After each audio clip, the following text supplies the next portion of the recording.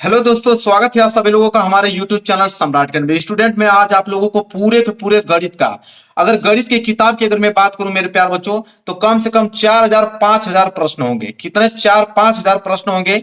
लेकिन मैं चारों 5 हजार प्रश्नों को पूरा काट कर महत्वपूर्ण में टोटल आप लोगों को 100 ऐसे प्रश्न बताने वाला हूं पूरे किताब का, कि अगर 100 प्रश्न अगर आपको तैयार है, गारंटी हमारे कि 70 में 70 नंबर आएगा। एक नंबर आप लोगों को कटने वाला नहीं है। तो क्लास 10th वाले बच्चे मेरे प्यार बच्चों, 5000 अब क्वेश्चन रट्टा मारने की जरूरत नहीं है। सिर्फ आप लोगों को 100 प्रश्न ही तैयार करने, पूरे के पूरे अध्याय का मैं आप लोगों को प्रश्न बता रहा हूं।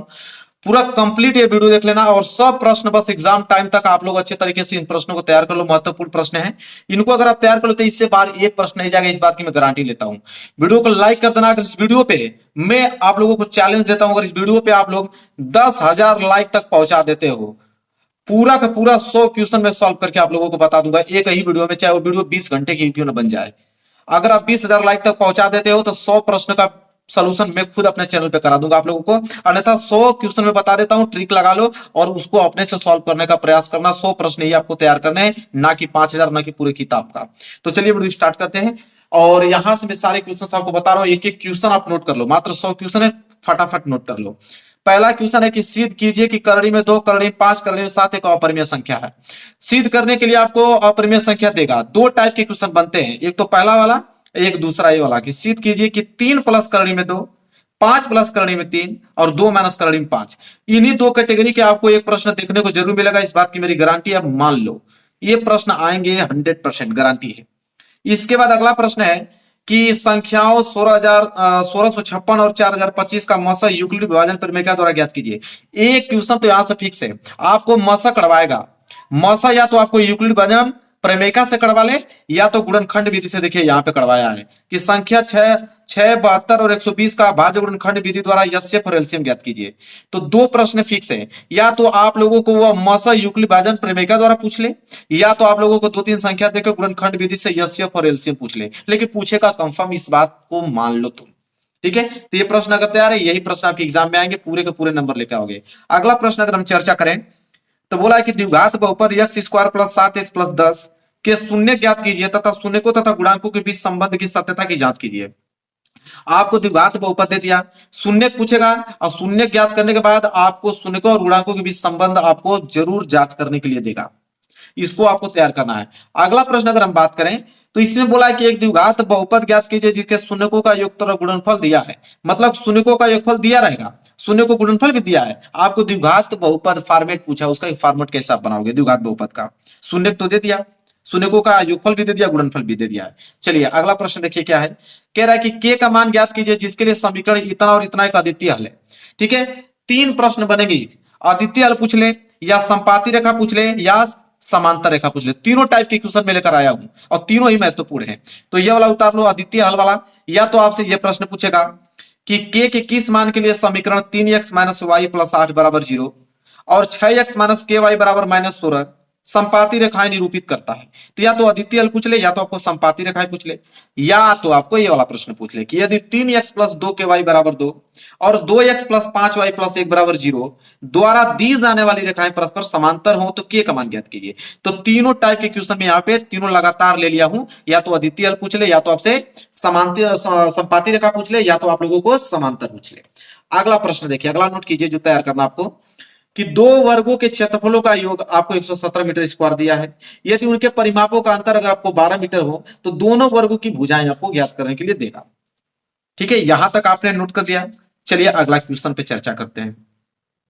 अगला प्रश्न देखिए, यहां पे धारा वाला तो भाई कंफर्म है कि ऋतु धारा के अनुकूल 2 घंटे में 20 किमी तैर सकती है, और धारा के प्रतिकूल की अगर हम बात करते हो 2 घंटे में 4 किलोमीटर तैर सकती है। तो स्थिर जल में उसकी तैरने की चाल तथा धारा की चाल ज्ञात कीजिए। यह प्रश्न आपके फिक्स है, समझ लो।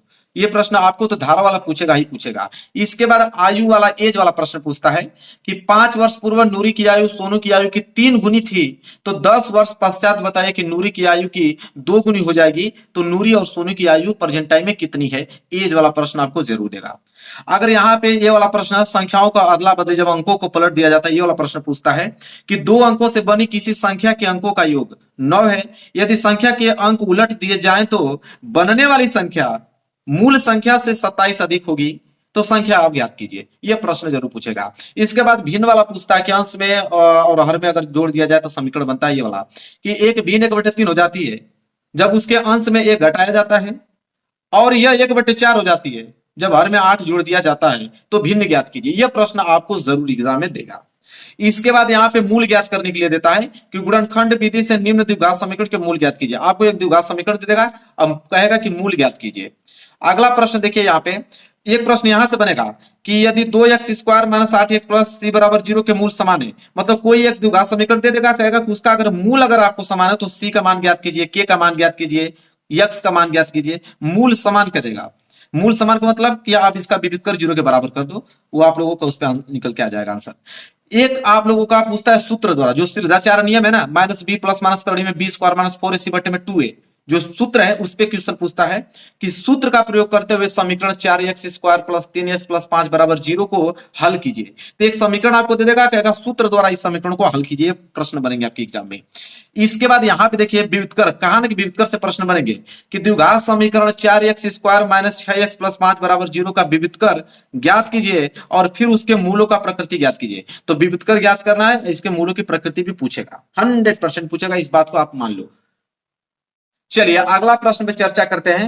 अगला प्रश्न भाई, ये तो प्रश्न इंपॉर्टेंट है कि ऐसे दो क्रमागत विषम धनात्मक पूर्णांक ज्ञात कीजिए जिनके वर्गों का योगफल कितना हो, 290 हो।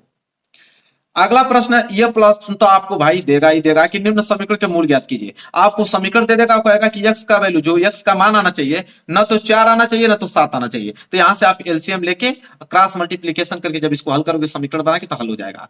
इसके बाद यह वाला कि क्या परिमाप 80 मीटर तथा क्षेत्रफल 400 मीटर स्क्वायर के एक पार्क को बनाना संभव है? यदि है तो उसकी लंबाई और चौड़ाई ज्ञात कीजिए।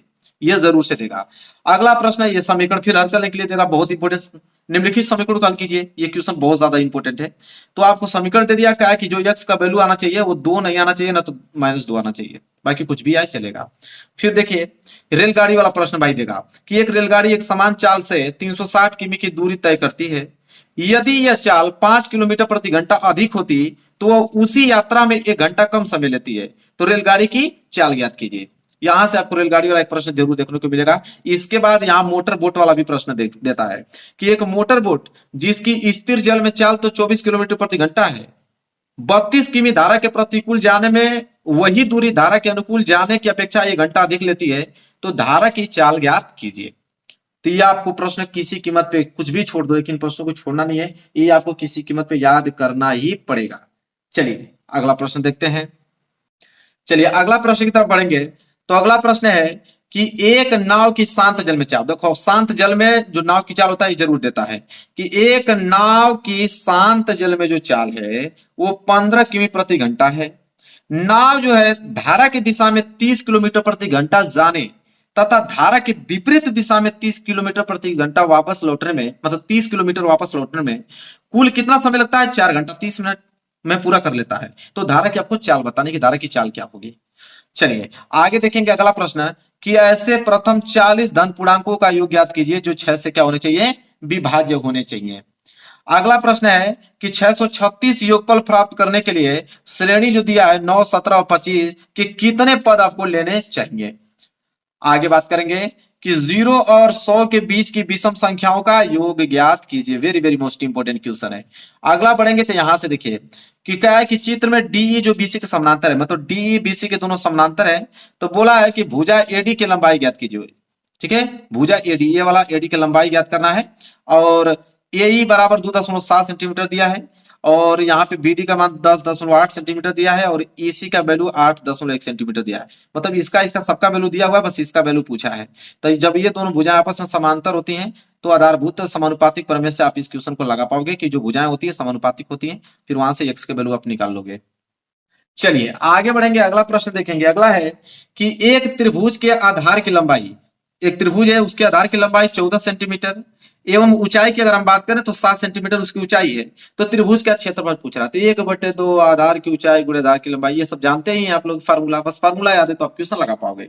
इसके बाद है कि त्रिभुज एबीसी में यदि भुजा एडी जो है भुजा बीसी पर लंब है और एडी स्क्वायर बराबर बीडी गुणे सीडी, तो सिद्ध कीजिए कि त्रिभुज एबीसी एक समकोण त्रिभुज होगा कि नहीं। चलिए अगला प्रश्न देखिए।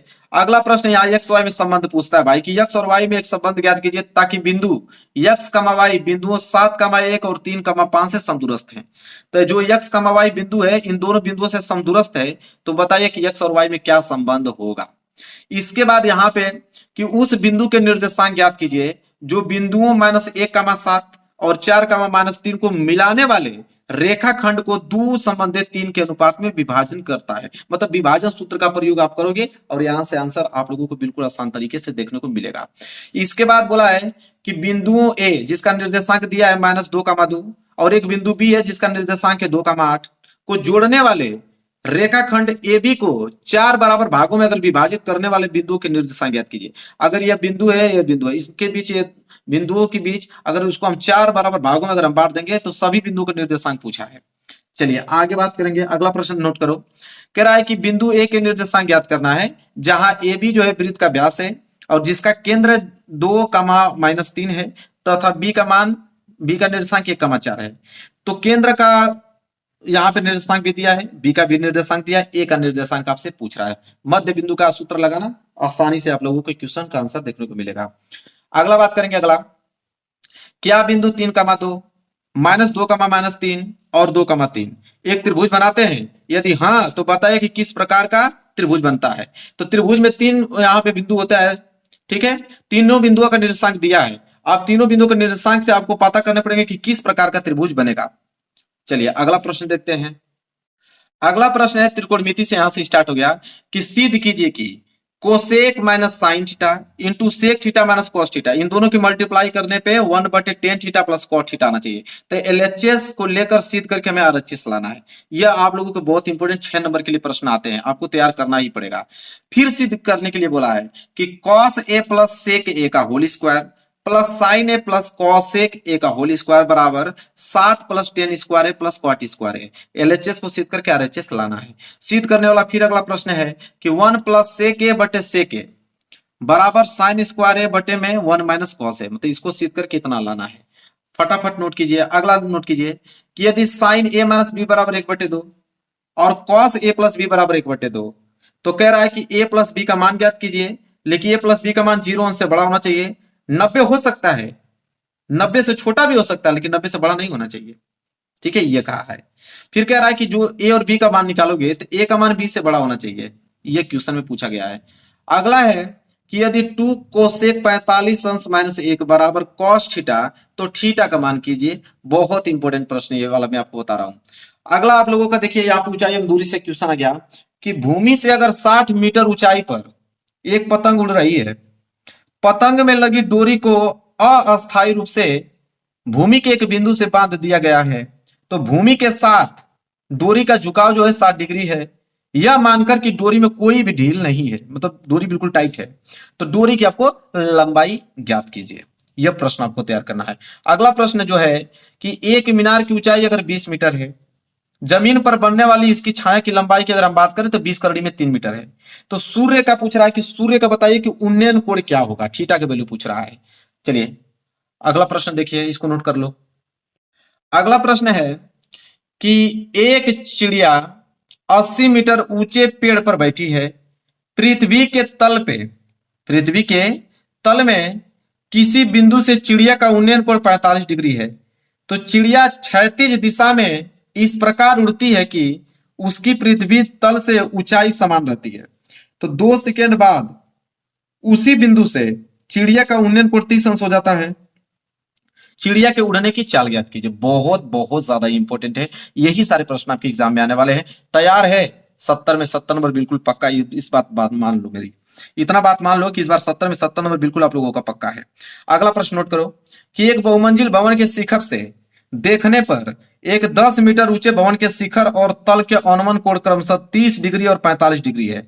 तो बहुमंजिल भवन की ऊंचाई आपको ज्ञात करना है। चलिए अगला प्रश्न नोट करो। 7 मीटर ऊंचे भवन के शिखर से एक केबल टावर की शिखर का उन्नयन कोण 60 अंश है और इसके पाद का अनुमान कोण 45 डिग्री है। तो केबल टावर की ऊंचाई ज्ञात कीजिए। जो प्रश्न में लिख दिया 100% गारंटी की वो आने ही वाला है। इतना बात याद रख लो, बस आप उसको तैयार कर लो। हाँ, अगला प्रश्न नोट करो कि एक 80 मीटर चौड़ी सड़क के दोनों ओर आमने सामने समान ऊंचाई वाले दो खंभे लगे हुए हैं। इन दोनों खंभों के बीच सड़क के एक बिंदु से खंभों के शिखर के उन्नयन कोण क्रमशः 60 डिग्री और 30 डिग्री है। तो खंभों की ऊंचाई और खंभों से बिंदु की दूरी ज्ञात कीजिए। Very very most important question है। हाँ, अगला बात करते हैं। अगला देख लीजिए क्या है कि एक मीनार के ऊपर एक झंडा लगा है। मीनार के आधार से 10 मीटर की दूरी पर मीनार तथा झंडे के शिखर का उन्नयन कोण क्रमशः 45 और 60 डिग्री है। तो झंडे की लंबाई ज्ञात कीजिए। Very very most important question. जो मैं क्वेश्चन आपको बता रहा हूं मेरे प्यार बच्चों, आराम से इस क्वेश्चन को नोट करके सर्च करके लिखो। 20,000 लाइक पहुंच गया, मैं खुद 100 क्वेश्चन का आंसर मैं आप लोगों को बता दूंगा। अन्यथा आप लोगों को किताबें मिल जाएंगे, कोई दिक्कत नहीं, पूरे किताब के क्वेश्चन है, मिल जाएंगे आपको, मिल जाएंगे, वहां से देख लेना। चलिए अगला प्रश्न नोट कीजिए। अगला क्या है कि सिद्ध कीजिए कि किसी वाय बिंदु से किसी वृत्त पर खींची गई स्पर्श रेखाओं के बीच का कोण स्पर्श बिंदुओं को मिलाने वाले रेखाखंड द्वारा केंद्र पर अंतरित कोण का संपूरक होता है। बहुत ज्यादा इंपॉर्टेंट प्रश्न है, बहुत ही ज्यादा। अगला प्रश्न देखिए, एक बिंदु ए से जो एक वृत्त के केंद्र से 7.5 सेंटीमीटर दूरी पर है, वृत्त पर स्पर्श रेखा की लंबाई अगर 6 सेंटीमीटर है तो वृत्त की आपको त्रिज्या ज्ञात करना है। चलिए अगला प्रश्न नोट कीजिए। अगला क्या है कि सिद्ध कीजिए कि वृत्त के बाहर स्थित किसी बिंदु से खींची गई स्पर्श रेखाओं की लंबाई जो है समान होती है। चलिए अगला प्रश्न नोट करो। 21 सेंटीमीटर त्रिज्या वाले एक वृत्त की कोई जीवा केंद्र पर एक समकोण अंतरित करती है तो संगत लघु वृत्त खंड का आपको क्षेत्रफल ज्ञात करना है। लघु वृत्त खंड का क्षेत्रफल ज्ञात करने के लिए पूछा है। अगला प्रश्न नोट कीजिए। अगला क्या है कि एक 4 सेंटीमीटर त्रिज्या वाले वृत्त के त्रिज्य खंड का क्षेत्रफल ज्ञात कीजिए जिसका कोण जो है 30 डिग्री है। तो साथ ही संगत दीर्घ त्रिज्य खंड का भी क्षेत्रफल आपको ज्ञात करना है। Very very most important question है। अगला प्रश्न, 15 सेंटीमीटर त्रिज्या वाले एक वृत्त की कोई जीवा केंद्र पर 60 अंश का कोण अंतरित करती है तो संगत लघु वृत्त खंड का क्षेत्रफल ज्ञात कीजिए। और उसमें दिया है हिंट में कि पाई का मान आप 22/7 नहीं 3.14 रखना, क्योंकि कैलकुलेशन करने में आसानी हो जाएगी। और करनी में 3 का मान आप वहां पे रख देना है, 1.73 का प्रयोग कर सकते हैं। उसमें हिंट दिया रहेगा आपको एग्जाम में, टेंशन लेने की जरूरत नहीं है। चलिए अगला प्रश्न नोट कीजिए। अगला क्या है, अगला है मेरे प्यारे बच्चों कि 21 सेंटीमीटर त्रिज्या वाले एक वृत्त का चाप केंद्र पर 60 अंश का कोण अंतरित करता है। चाप द्वारा बनाए गए त्रिज्यखंड का क्षेत्रफल और संगत जीवा द्वारा बनाए गए वृत्तखंड का क्षेत्रफल ज्ञात कीजिए। चलिए नोट कर लिया आपने, उसको नोट कर लेना। अगला प्रश्न देखिए, एक शंकु के आधार की त्रिज्या तो 3.5 सेंटीमीटर है। ऊंचाई की अगर हम बात करें तो ऊंचाई 12 सेंटीमीटर दिया है। तो शंकु की तिर्यक ऊंचाई तथा उसका आयतन ज्ञात कीजिए। तो अगर शंकु का आयतन उसकी तिर्यक ऊंचाई का फार्मूला अगर मालूम है तो आप फटाफट इसका आंसर बता पाओगे। तो इसलिए मैं कहता हूं कि फार्मूला बहुत जरूरी है, बिना फार्मूला के क्वेश्चन हिला नहीं पाओगे, इतना याद रखना, फार्मूला आपको याद करना है। अगला देखिए क्या है, दो घनों जिनमें प्रत्येक का आयतन 64 घन सेंटीमीटर है के संलग्न फलकों को मिलाकर एक घनाभ बनाया जाता है। इससे प्राप्त घनाभ का कुल पृष्ठीय क्षेत्रफल आपको क्या करना है, ज्ञात करना है। बहुत इंपॉर्टेंट प्रश्न है, इतनी इंपॉर्टेंट है कि मैं इसकी तारीफ क्या करूं। अगला प्रश्न देखो, एक लंबवृत्तीय शंकु की तिर्यक ऊंचाई अगर 13 सेंटीमीटर है तथा संपूर्ण पृष्ठ जो है 90 पाई सेंटीमीटर स्क्वायर दिया है, इसके आधार की त्रिज्या ज्ञात करने के लिए बोला है कि इसके आधार की त्रिज्या क्या होगी। चलिए आगे बढ़ेंगे। अगला प्रश्न नोट करो। अगला प्रश्न है, एक ठोस एक शंकु के आकार का है जो एक समान आधार त्रिज्या के अर्धगोले पर अध्यारोपित है। यदि अर्धगोले का वक्र पृष्ठ तथा शंकु का वक्र पृष्ठ समान हो तो शंकु की त्रिज्या और ऊंचाई का अनुपात आपको ज्ञात करने हैं। Very very most important question है, ये पेपर में तो 100% आएंगे। अगला प्रश्न देखो, एक लंबवृत्तीय शंकु के आधार की परिधि आपको 24 पाई सेंटीमीटर, ऊर्ध्वाधर ऊंचाई भी आपको 5 सेंटीमीटर दिया है। तो शंकु का आयतन, बस शंकु का आयतन का फॉर्मूला मालूम है तो बस वैल्यू रख दो, आ जाएगा आप लोगों का। चलिए आगे बढ़ेंगे। अगला प्रश्न देखिए क्या है, निम्नलिखित बारंबारता सारणी का माध्य ज्ञात कीजिए। अब यहाँ पे वर्ग अंतराल और बारंबारता आपको दिया है। जब वर्ग अंतराल बारंबारता दिया है, आपको माध्य ज्ञात करना है तो आराम से उसका कॉलम बना लेना और माध्य ज्ञात करने के आपको विधि मालूम है, तुरंत माध्य ज्ञात कर पाओगे। इसके बाद है कि 12 व्यक्तियों के भार का समांतर माध्य अगर 45.6 किग्रा है, इनके भारों की योगफल आपको ज्ञात करना। Very very most important question है, इग्नोर एक प्रश्न नहीं करना, सारे प्रश्न लगा के आपको जाना है। अगला है कि निम्नलिखित बारंबारता बटन सारणी से आंकड़ों का समांतर माध्य 21.5 हो तो के का मान ज्ञात कीजिए। यहाँ पे एक्स आई और एफ आई का वैल्यू आप लोगों को दिया है और यहाँ पे समांतर माध्य भी दे दिया है कि 21.5 होगा। सिर्फ आपको के का वैल्यू ज्ञात करना है, जो ये बीच में के है इसका वैल्यू आप लोगों को ज्ञात करना है। सेम उसी विधि से लगेगा। अगला है कि निम्नलिखित आंकड़ों का बहुलक ज्ञात कीजिए। आपको वर्ग अंतराल और बारंबारता दिया हुआ है, आपको सिर्फ बहुलक ज्ञात करने की विधि मालूम होनी चाहिए, बस आराम से आप इसको हल कर पाओगे। अगला प्रश्न है कि निम्नलिखित सारणी का माध्यिका ज्ञात कीजिए। वर्ग अंतराल आपको दिया है, नीचे आपको बारंबारता दिया हुआ है, दोनों चीज दिया हुआ है, आपको सिर्फ माध्यिका का फॉर्मूला लगाना है, उसकी विधि से आप लोगों को इसको हल करना है। चलिए अगला प्रश्न देख लो क्या है कि यदि एक विद्यार्थी के प्राप्तांकों का समांतर माध्य 25 है तो एफ का मान ज्ञात कीजिए। ये बहुत ज्यादा इंपॉर्टेंट है, पेपर में लगातार ये प्रश्न आते रहते हैं।